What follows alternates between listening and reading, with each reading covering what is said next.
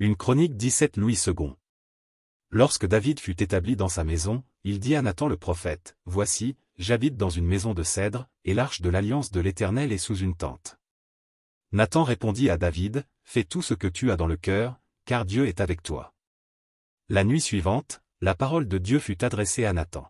« Va dire à mon serviteur David, ainsi parle l'Éternel, ce ne sera pas toi qui me bâtiras une maison pour que j'en fasse ma demeure.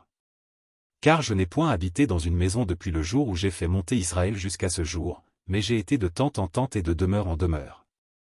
Partout où j'ai marché avec tout Israël, ai-je dit un mot à quelqu'un des juges d'Israël à qui j'avais ordonné de paître mon peuple, ai-je dit, pourquoi ne me bâtissez-vous pas une maison de cèdre? Maintenant tu diras à mon serviteur David, ainsi parle l'Éternel des armées, je t'ai pris au pâturage, derrière les brebis, pour que tu fusses chef de mon peuple d'Israël. J'ai été avec toi partout où tu as marché, j'ai exterminé tous tes ennemis devant toi, et j'ai rendu ton nom semblable au nom des grands qui sont sur la terre. J'ai donné une demeure à mon peuple d'Israël, et je l'ai planté pour qu'il y soit fixé et ne soit plus agité, pour que les méchants ne le détruisent plus comme auparavant. Et comme à l'époque où j'avais établi des juges sur mon peuple d'Israël. J'ai humilié tous tes ennemis. Et je t'annonce que l'Éternel te bâtira une maison. Quand tes jours seront accomplis et que tu iras auprès de tes pères, j'élèverai ta postérité après toi, l'un de tes fils, et j'affermirai son règne. Ce sera lui qui me bâtira une maison, et j'affermirai pour toujours son trône. Je serai pour lui un père, et il sera pour moi un fils, et je ne lui retirerai point ma grâce, comme je l'ai retirée à celui qui t'a précédé. Je l'établirai pour toujours dans ma maison et dans mon royaume, et son trône sera pour toujours affermi. » Nathan rapporta à David toutes ces paroles et toute cette vision. Et le roi David alla se présenter devant l'Éternel, et dit, « Qui suis-je, Éternel Dieu, et quelle est ma maison, pour que tu m'aies fait parvenir où je suis? C'est peu de choses à tes yeux, ô Dieu. Tu parles de la maison de ton serviteur pour les temps à venir.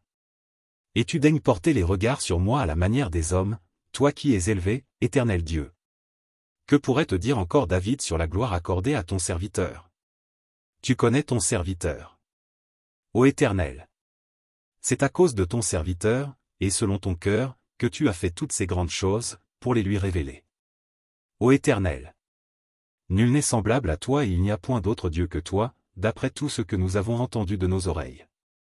Est-il sur la terre une seule nation qui soit comme ton peuple d'Israël, que Dieu est venu racheter pour en former son peuple, pour te faire un nom et pour accomplir des miracles et des prodiges, en chassant des nations devant ton peuple que tu as racheté d'Égypte? Tu as établi ton peuple d'Israël, pour qu'il fût ton peuple à toujours, et toi, Éternel, tu es devenu son Dieu. Maintenant, ô Éternel, que la parole que tu as prononcée sur ton serviteur et sur sa maison subsiste éternellement, et agit selon ta parole. Qu'elle subsiste, afin que ton nom soit à jamais glorifié et que l'on dise, l'Éternel des armées, le Dieu d'Israël, est un Dieu pour Israël.